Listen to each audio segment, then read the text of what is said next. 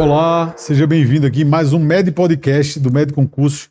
Estou aqui com o grande professor Hugo Leonardo, referência em avaliação das perícias ortopédicas, experiente perito, que nos brinda mais uma vez aqui com sua presença em Recife, trazendo todo o seu conhecimento, toda a sua bagagem desses anos de atividade como ortopedista e como perito, né? Perito previdenciário e perito também judicial. Professor, obrigado, né, pela oportunidade de ter você aqui novamente em Recife, compartilhando seu conhecimento aqui com os futuros peritos médicos federais, né, que vão vir nesse próxima leva de concurso.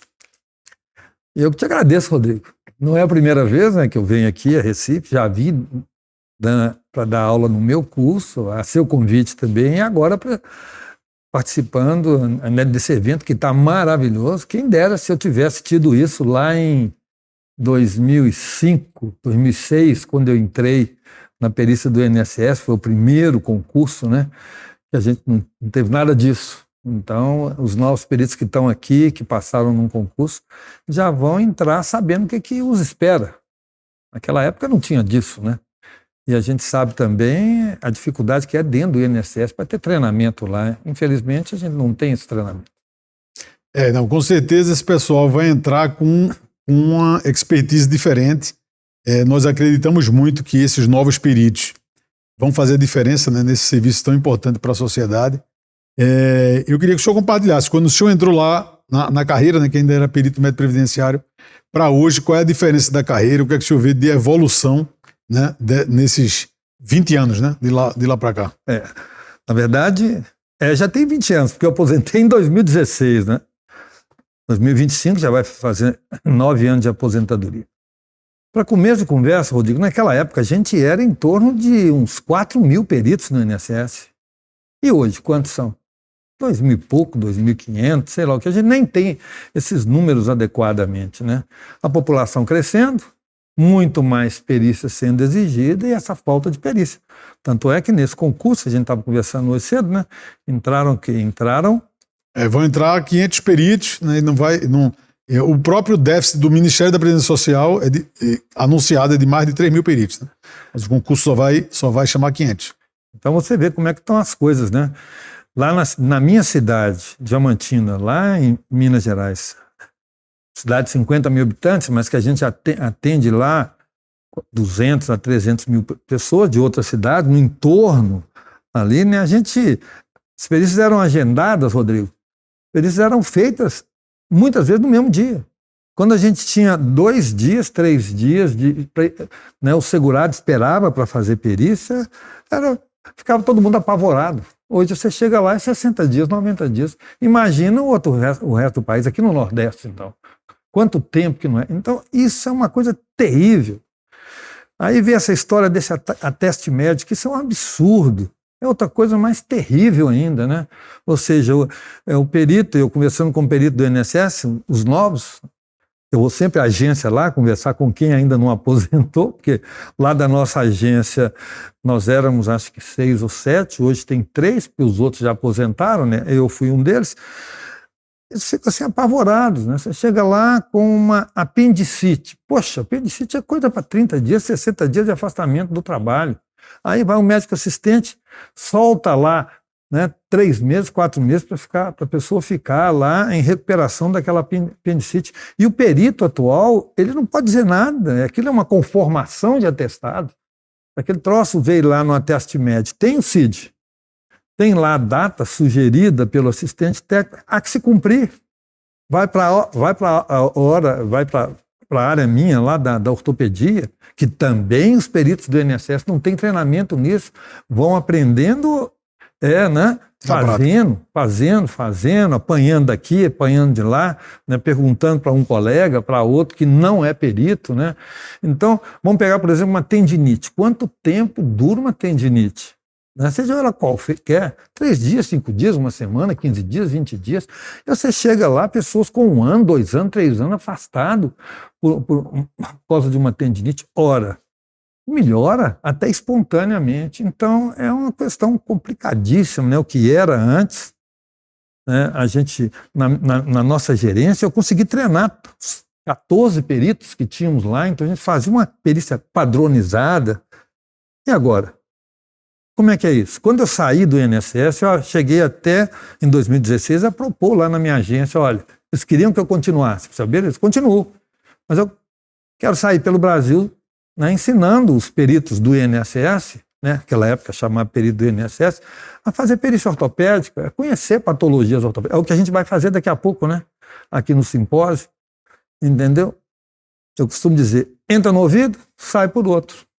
Quer dizer, fica lá um punhado de gente que não tem treinamento adequado para fazer um exame, né, médico ortopédico, da mesma maneira que não tem treinamento adequado, na grande maioria, para fazer uma perícia psiquiátrica, que é outro problema. Né? Desde a minha época, a gente chegava lá, naquela época a gente fazia 15 perícias por dia. 50%, 60% eram patologias musculoesqueléticas.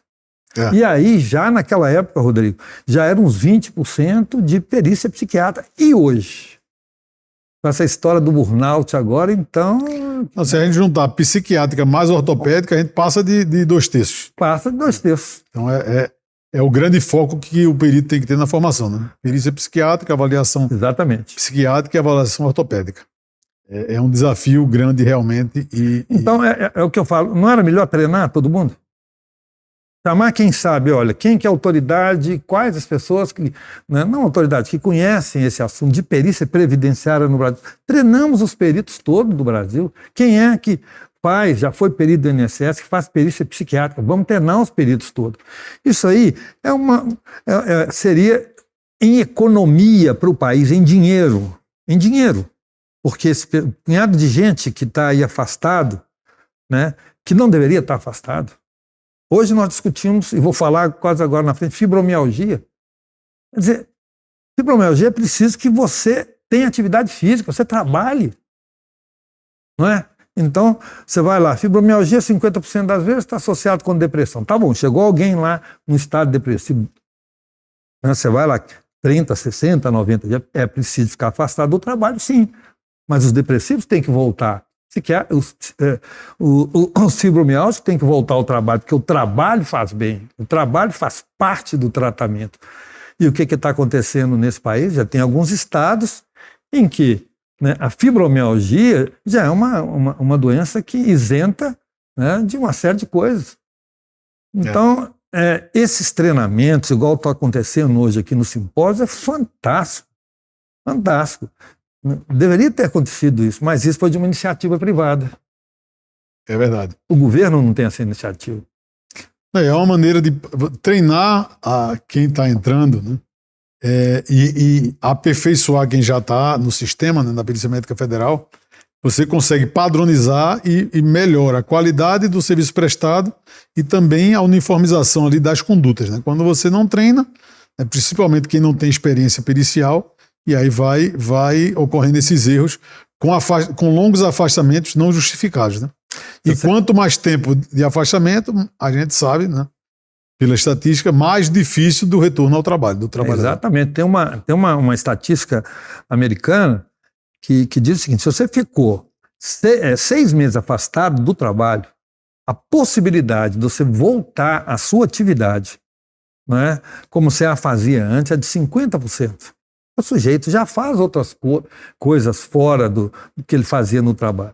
Se você ficou 1 ano afastado do trabalho, a possibilidade de você voltar ao que era de 25%. E se ficou mais de 2 anos afastado do trabalho, a possibilidade é 0. Vamos rememorar um pouquinho. Esse pente fino do INSS foi, se não me engano, 2021. Né? Tinha pessoas que estavam 5, 10 anos afastadas. Como voltar esse pessoal ao trabalho depois disso? Tudo isso porque a Previdência, o INSS, não cumpre uma obrigação de lei. Que deveriam essas pessoas que eram aposentados antes, né, deveria perícia ser feita novamente de 2 em 2 anos. E não se fazia. Naquela época tinha uns 4 mil peritos. E agora? Então, essas situações vão se perpetuando e vão continuar se perpetuando. Né? A gente convivia naquela época, continuamos convivendo, isso com interesse secundário, né? Simulação, né? Entre aspas, né? Meta-simulação, E isso não está errado por parte, em princípio, do cidadão, não, Rodrigo. O cara foi lá, trabalhava numa empresa, ele é demitido, né, enquanto ele está lá recebendo o seguro-desemprego, né, 3 meses, 4 meses, tudo bem, ele pode estar até procurando trabalho. E às vezes ele não acha. Um pai de família de 60 anos, 70 anos, como é que ele vai viver? Quando ele chega à perícia, a gente tem que pensar, opa, ele está aumentando os sintomas, ele já não está doente, está capacitado, entende? Mas e é uma coisa complexa e nós teríamos que treinar todos os peritos do INSS para ter essa consciência, inclusive social, dessas coisas todas. É o LOAS, né? Quer dizer, que entra, é uma perícia em que entram várias pessoas, não só nós médicos, mas o pessoal lá, né, que faz a parte social. Aí fica uma perícia muito mais complexa, né? Mais completa, que eu quero dizer, né? Então, essa avaliação da pessoa com deficiência também é uma questão que demanda muito conhecimento. É uma perícia em conjunto, né, hoje é realizada pela Perícia Médica Federal, junto com o assistente social do INSS, e também é uma avaliação mais complexa. O INSS entende isso, tanto é que a pontuação dessas perícias no programa de meta de desempenho deles, ela tem uma pontuação maior, ou seja, já entende que tem que ter um tempo maior para fazer essa avaliação, e termina sendo uma avaliação mais complexa realmente do cidadão. E é uma perícia conclusiva, né? Porque quando a gente fala de benefício previdenciário, você ainda pode ter outras perícias. Essa da avaliação do deficiente, não, ou vai ser concedido o benefício, ou não vai ser concedido. Ele pode até fazer outro pedido depois, mas é uma avaliação que tem que ser conclusiva ali na perícia.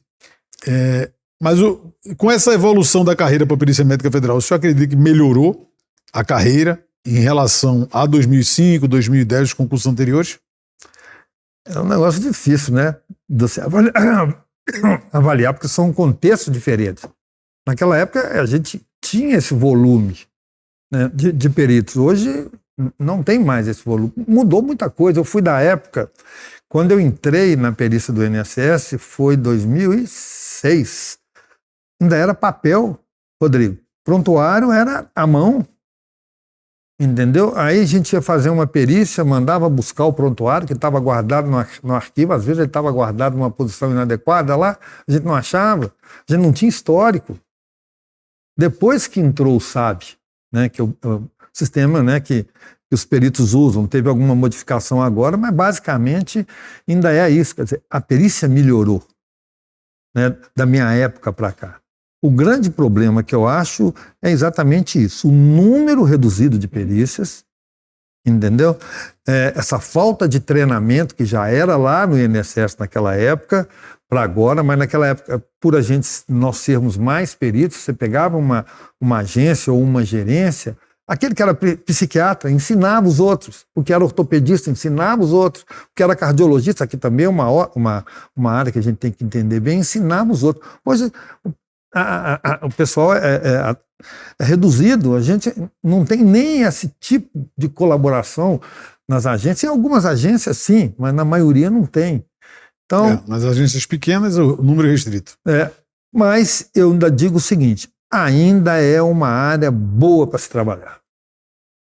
Né? Se eu pudesse ser perito do INSS de novo, né, perito federal agora, né, porque antes era do INSS. Se eu pudesse fazer o concurso e passar, eu faria de novo, porque eu gosto, é uma atividade boa, uma atividade desafiadora. Você tem que estar estudando bastante, tem que entender muito da legislação, né? Eu, nos meus cursos lá de exame físico ortopédico, primeira vez, você teve comigo? Eu fiz em Maceió. Em Maceió, quer dizer, foi lá que eu fiz esses cursos presenciais de final de 2016 até 2020, janeiro, quando começou a pandemia. Né? Era um curso que era de 8 horas, passou para 16 horas. Agora o meu curso são 25 horas de aula teórica e mais 7 horas de aula prática, né? Online. Ou seja, o conteúdo vai aumentando tanto, a legislação vai ficando mais complexa, né? E a exigência da própria sociedade, né? Essa história das ações regressivas do INSS. Então, se a gente não se preparar muito para isso, e eu falo sempre com os peritos do INSS, hoje eu não conhecia Aqui no simpósio, eu não sabia que o cidadão pode dar um clique lá no meu INSS e buscar o prontuário. Não sei quem estava falando do meu lado, estava sentado do meu lado, e disse, e agora? E aqueles colegas peritos, porque tem bons, né, e maus peritos, a gente quanto é canto, tem bons médicos, maus médicos, bom engenheiro, mau engenheiro, bom advogado, mau advogado. No INSS também a gente tem alguns que são bem largados, né? A gente sabe disso, né? Em toda a profissão, que faz uma história clínica com 2 linhas e que faz um exame físico com 2 linhas. E agora? Esse povo está perdido. Eu tomei um choque hoje, que eu não sabia que o programa já estava preparado para isso, né? Você consegue assistir pelo meu INSS, você consegue acessar suas perícias e toda a documentação previdenciária. E o prontuário. Porque o prontuário, eu sempre falo, gente, o prontuário é do paciente, seja no nosso consultório particular, seja lá no convênio, seja no trabalho público. Mas eu não fiquei sabendo hoje que se pode acessar lá e pegar seu prontuário. Então, acho que isso é uma evolução, uma boa evolução, porque o perito, aquele, né, que é uma minoria, que não desempenha a sua função adequadamente, ele vai começar a pensar 2 vezes. E ganha todo mundo, porque o cara vai ter que estudar, vai ter que ter mais cuidado, vai ter que examinar. Não é? Não. Ganha todo mundo, ganha o sistema. E eu acredito que esse novo concurso, que não chega nem a 1/6 do déficit que o próprio Ministério propõe, e a probabilidade de ter um novo concurso em curto prazo é grande, né? Exatamente por essa demanda. A gente teve isso em 2010, 2011, 12, né? 2 concursos um seguido do outro. Anteriormente já tinha acontecido isso também, então a gente acredita numa perspectiva de outro concurso próximo. Nos últimos 2, 3 anos, a fila do INSS 1 milhão, depois 2 milhões de pessoas. Mesmo assim, não consegue solucionar um problema complexo, né? Muitas agências pelo interior do país sem perito. Tem gente que tem que viajar 80, 90, 100 quilômetros para conseguir fazer uma perícia médica, um prazo de 2, 3 meses de agendamento. O que até modifica até a própria clínica, né? De quando ele ia precisar ser avaliado e quando ele é avaliado. Muda até a questão pericial. Mas esse pessoal que está entrando novo, né? Está com uma perspectiva boa, né? de se dedicar ao serviço público, pessoal jovem, pessoal interessado. Foi um concurso concorrido, um concurso difícil, né? A nota muito alta para entrar no concurso. Eu acredito que esse pessoal vai vir fazer uma diferença, mas precisa dessa preparação, né? Por isso que o interesse da gente de fazer, e quem tiver a possibilidade de fazer, os futuros PMF que estão assistindo aqui o Med Podcast, acessa lá o site, a gente vai deixar até aqui na descrição do vídeo do Med Podcast, o site do professor Hugo Leonardo. Você pode fazer, eu recomendo que você faça o curso de preparação de avaliação de doenças ortopédicas para perícia, né? É essencial no dia a dia. 30% a 40% das suas avaliações diárias vão estar relacionadas às doenças ortopédicas. E também se prepare, estude para essa questão das avaliações psiquiátricas, porque já está chegando, né? E provavelmente vai ultrapassar as doenças osteomusculares em pouco tempo, ficando cada uma com 1/3 e todas as outras doenças com outro 1/3 das perícias. E como mensagem final, professor, o que é que o senhor diz para quem quer se preparar, não se preparou para esse concurso, mas quer se preparar, o senhor mesmo já disse, né? Se prepararia para o concurso, o que é que o senhor diz para esses médicos que, com essa perspectiva de virar servidor público? Tem que estudar muito, né, Rodrigo? Então, o curso que você fez, né, que você e os outros colegas fizeram, é fundamental, porque aí você está chamando a atenção naquilo que, de fato, que você tem que estudar no primeiro momento, né? Estudar ortopedia é preciso, porque o que vai acontecer com o médico perito? A gente sabe também, aí eu vou falar um pouquinho só da minha outra área, que é a ortopedia. Eu tenho 2 filhos que são ortopedistas, né? O Daniel é especialista em ombro e cotovelo, o Rafael é especialista em joelho, né? E os ortopedistas, essa meninada que está sendo formada, Rodrigo, eles não têm nenhuma noção de previdência social, não tem noção de INSS, eles não têm noção de uma coisa que é fundamental na perícia, né, que a gente falou aqui no princípio, simulação e meta-simulação. Eles não têm noção como se faz um relatório para encaminhar esses pacientes dele lá para o INSS. Então, muitas vezes, falo com os meus alunos, né? é preciso que o perito, né, ou o médico do trabalho e o perito bata a mão na mesa e fala assim, senhor ortopedista, o senhor está errado. Não é isso. Entendeu? Então, é preciso que se estude muito ortopedia, até para fazer o concurso. Né? Então, não é à toa que eu falo assim, ó, de 2016, quando eu me aposentei, no final de 2016 no INSS, continuo trabalhando, óbvio, até hoje, né, em outras coisas, no meu consultório particular e dando aula. Até agora, até a pandemia, eu fiz 69 cursos presenciais, andei pelo Brasil de cima a baixo. Depois da pandemia, nós já vamos agora para o 22º curso online, a gente teve que migrar para essa área. Foi quando eu acabei de falar com você, que a carga horária aumentou muito exatamente, porque as pessoas, aqueles que trabalham como médico do trabalho e estão trabalhando como perito, estão sentindo a necessidade de fazer isso, porque o que eles estão recebendo de ortopedista, dessa meninada nova aí, entendeu? Que tem outros objetivos, né? Uma loucura, correndo para lá e para cá, dando plantão aqui e ali, cirurgia no hospital, no outro hospital. É muito pobre para os peritos atuais, né? Esses que estão entrando. Então, essa iniciativa sua hoje aqui, que a gente vai falar um pouquinho a respeito disso daqui a pouco, é fantástica. Eles vão ter que bater de frente com o ortopedista muitas vezes. Não é que o ortopedista não saiba ortopedia, mas o ortopedista, o que o ortopedista gosta de fazer? Operar. O ortopedista é cirurgião. Eu sempre falo assim, ó, quando você sabe que no dia seguinte você vai fazer lá uma osteossíntese complicada de uma fratura de cotovelo, né? Vai fazer uma prótese de joelho, generalista igual do meu tempo, né? E operar lá um pé torto congênito, você vai dormir numa felicidade tremenda, porque é o que a gente gosta de fazer como ortopedista. Agora, fala com o ortopedista que ele tem que acordar no outro dia para atender 5 lombalgias. Ele já dorme mal-humorado. Por quê? Porque o ortopedista é cirurgião. Não é que ele não saiba atender uma lombalgia. Não é? Ele é um cirurgião, então ele gosta de fazer isso. O ortopedista não estuda ergonomia e se mete, às vezes, a dizer que aquela atividade ou não, o sujeito está incapacitado para o trabalho. Como que está incapacitado? O sujeito não conhece o ambiente de trabalho, não conhece a organização do trabalho. Então, isso precisa de ser mudado nos cursos de preparação das residências dos ortopedistas. Meus filhos, por exemplo, dominam isso muito bem, porque está lá dentro da minha casa, não tem problema nenhum. Né? Então, por essas razões todas, é preciso que os novos peritos, né, entendam esses pontos de vista, estudem muito, né? Feito eu falei com você, ortopedia e psiquiatria, que é a grande maioria, entendeu? E aí eles vão ter um desempenho muito bom. Um treinamento para o concurso você já deu a eles, você e sua equipe, né?